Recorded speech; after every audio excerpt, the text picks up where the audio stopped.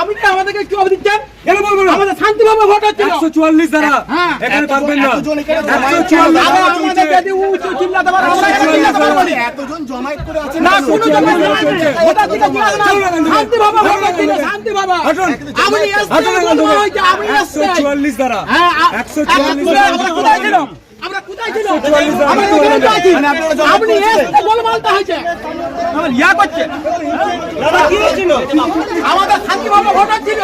ওই হিরো নেস্তে আমাদের গোলমালটা বেশি করেছে ও এসে